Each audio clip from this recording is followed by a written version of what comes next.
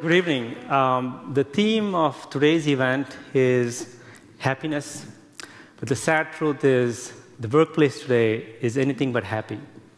According to Gallup poll, nearly 90% of workers feel depressed, disengaged at work today, especially young people who feel that the employers are not fully leveraging their talent and unleashing their full potential. The same scenario plays out among citizens. Citizens around the world are taking to the streets because they are not happy with the way they are governed. In the United States, for example, 81% Americans are unhappy with the direction the country is heading to. And they don't trust the government either. And to make things worse, the planet is also very unhappy because we are mindlessly polluting it.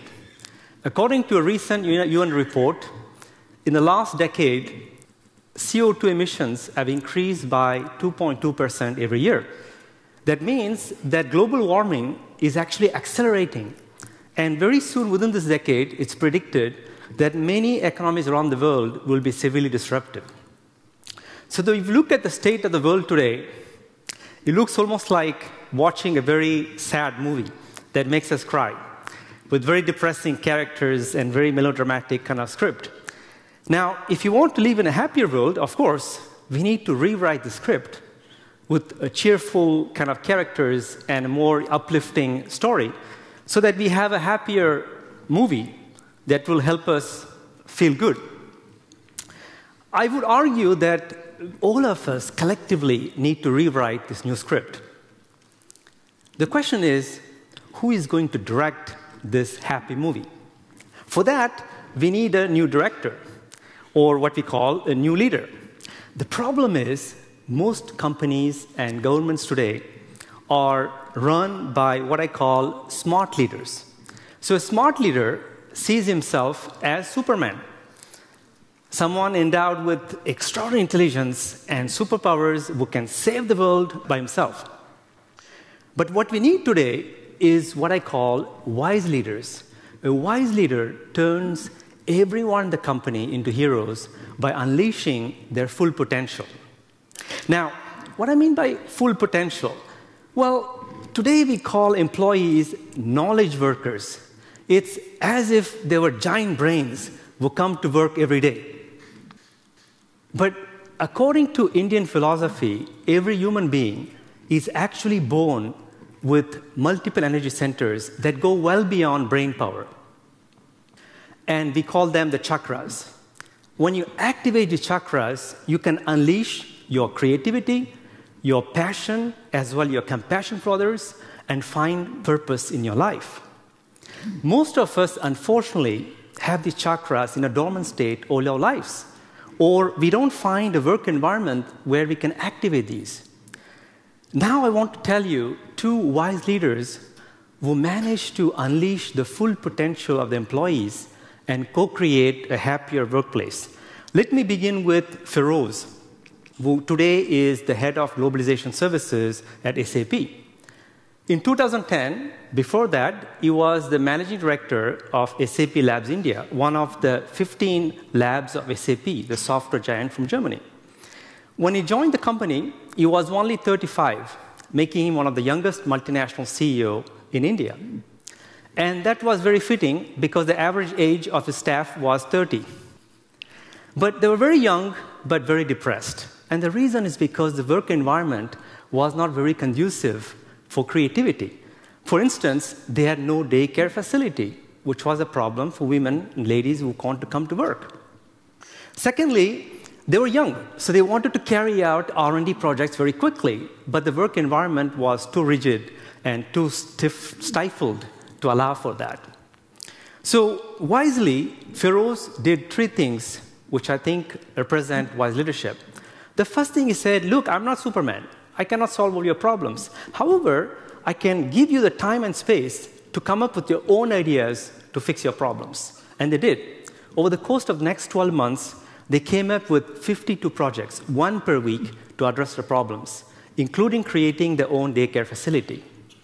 The next thing he did was to reduce the bureaucracy in the company so that R&D projects can all be completed within a period of just 6 months, which is a record. But he didn't stop there. The next thing he did, he said he has to encourage all employees to do something meaningful outside work. He himself, as a child with autism. So he was passionate about using technology to make their lives better for disabled people. So inspired by him, his workers, his employees, volunteered to actually create educational content for iPads that could be given to autistic children in India. By unleashing the creativity, the passion and compassion, and finding purpose for the employees, Feroz turned this environment into a happier place. As a matter of fact, when he left in 2012, because he was promoted, productivity has skyrocketed, attrition rate has plummeted, and employee satisfaction became the highest among all SAP's labs worldwide. Now, Feroz had unleashed the happiness for 5,000 employees. The question is, how do you do that if you have 170,000 employees? That's a challenge facing Alan Mulally, the CEO who took over Ford in 2006. At that time, the company was bleeding, it was losing market share, and everybody in the company was very depressed. So he did something amazing. He turned around the company by streamlining operations, reducing number of brands, and investing more in R&D. But he didn't stop there. What he wanted to do is actually turn all R&D engineers into entrepreneurs who can take big risks and conduct disruptive innovation. For that, in 2012, he partnered with TechShop to set up a do-it-yourself fabrication studio in Detroit, where his employees in the spare time can go and tinker, experiment, and quickly convert the ideas into prototype. In this unstructured environment, their employees were very happy because, first, they were not judged for what they were doing by the supervisors. Secondly, they were doing projects they were really passionate about, and it showed. Within just 1 year of this partnership, the number of patentable ideas went up by 50% within Ford, okay? Which is really, really impressive. Now, it's one thing to unleash the creativity and passion among your employees, but how you do that among millions of customers and inventors worldwide, many of them may not even work for you. That's something that Beth Comstock, the CMO of General Electric, is trying to do. Comstock is the first CMO that GE ever had. What she's trying to do is actually transform GE's culture from a rigid company that pushes technology to the market to an agile company that pulls product ideas from the marketplace and can co-create innovative solutions with customers and partners around the world. For that, she tied up with a crowdsourcing platform called Quirky, which is founded by Ben Kaufman. He was only 23 when he founded that, which is quite incredible. He's now 26. Here is him with Beth Comstock and Mark Little, the head of R&D of GE. And so how it works, Quirky, is essentially you come up with an idea, a bright idea, you submit the idea on Quirky, and Quirky's engineers and designers will convert this idea into a workable product and even help you commercialize it. For example, Jake Zion was still a high school graduate, came up with this modular power strip, ingenious idea, and it became a big commercial hit. Now, through GE's partnership, many of the unused patents of GE is now available for inventors worldwide who can use it as a basis to come up with really cool products, literally and figuratively, like Gart and Leslie, who came up with this product called Aros, which is an energy-efficient air conditioner that you can control to your smartphone. This was co-developed by Quirky's designers and GE's engineers, and it is now available for sale on Amazon.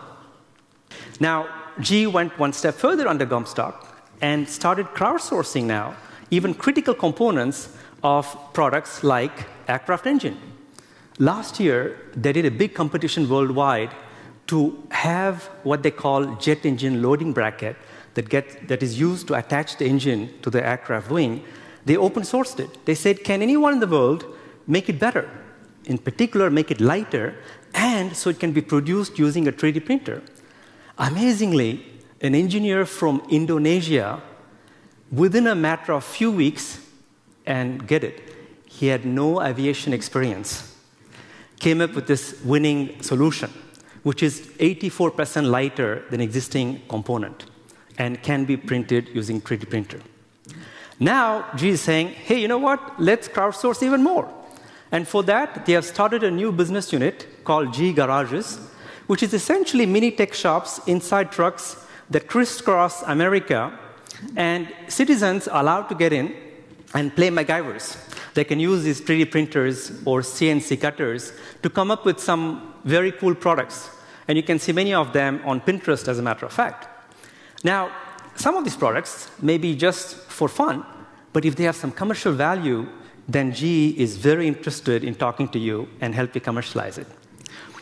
Now, so far, you can see through these initiatives, what Comstock has tried to do is to transform G's culture from an orchestra, which is very top-down, very rigid, to a jazz band, which allows for free-form creativity and a very agile environment.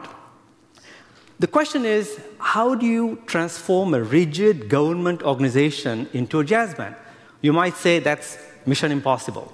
Yet, Richard Serino pulled that off. Serino is a former deputy administrator of the FEMA, the US government agency that coordinates relief efforts in the aftermath of natural disasters like hurricanes or tornado. Innovation is not a word that you associate with the government, right? Yet, Serino appointed a chief innovation advisor, the first ever at FEMA, Daisy Mattel Anderson, and she set up what is known as a field innovation team, which can rapidly go into areas affected by disasters and mobilize local resources, volunteer groups, nonprofit organizations, or even general public, and co-create disaster responses in real time.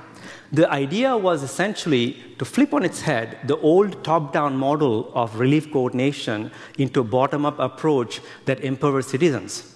And that paid off. When the Hurricane Sandy hit New York, this field team was dispatched into New York, and they mobilized local resources, including hackers, to quickly restore electricity, heating, and internet connectivity.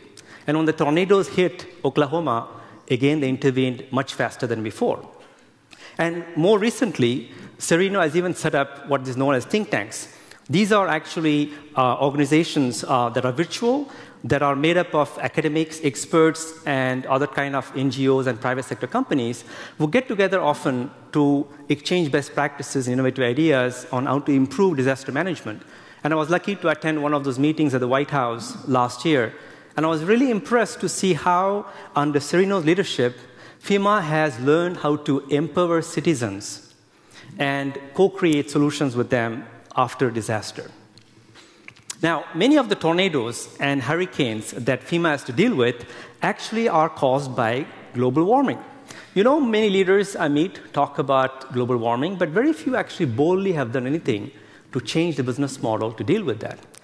Except one person, Paul Polman, who is the CEO of Unilever. He noticed that at the rate at which we are consuming and producing right now, by 2030, we will need 2 planets to supply us in resources and absorb our waste. But we only have 1 planet. So in 2010, he announced something very bold. He said, we are going to double our revenues by 2020 while reducing our environmental impact by 50%. That is, create much more value while at the same time using much fewer resources. This is known as frugal innovation. And to implement this frugal innovation strategy, he has actually not tried to be Superman, but actually created a circle of advisors and leaders who can implement this bold agenda, including Genevieve Berger, who happened to be French, who is the head of R&D, as well as Doug Bailey, who is the head of HR, and Pierre-Louis Sigismondi, who is head of supply chain, and then finally, Gail Clinkford, who is head of sustainability. And all together, they're trying to mobilize internal talent as well as external partnerships to co-create solutions that will help build a sustainable planet. So far, I talked about a lot of wise leaders out there who are helping create or co-create a happier world. The question is, how can you find happiness and how can you become a wise leader? Mahatma Gandhi famously said that happiness is when what you think, what you feel, and what you do are in harmony. So happiness ultimately is about unleashing your authentic self. But the way you act and express your authenticity and the motivation with which you act ultimately shapes your happiness. As long as you act within what I call the smart zone and focusing on leveraging your own intelligence driven by a self-interest, you won't go too far because you know that something is missing. And what is missing and makes you unhappy is the lack of a larger purpose, or what I call your North Star. And this North Star is what brings you happiness. In the case of Feroz and Malali, their North Star was about building a happier workplace. In the case of Comstock and Serino, it was about building creative and resilient communities. And the case of Pullman was to build a sustainable world. So I encourage you to find your own North Star first. Once you do that, you can start aligning yourself with it. And as you do that, you will step into the wise zone and start leveraging the intelligence of everyone around you to serve this bigger purpose.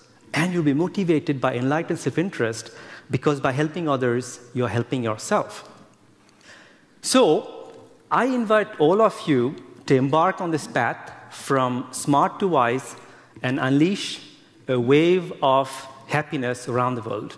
Thank you so much.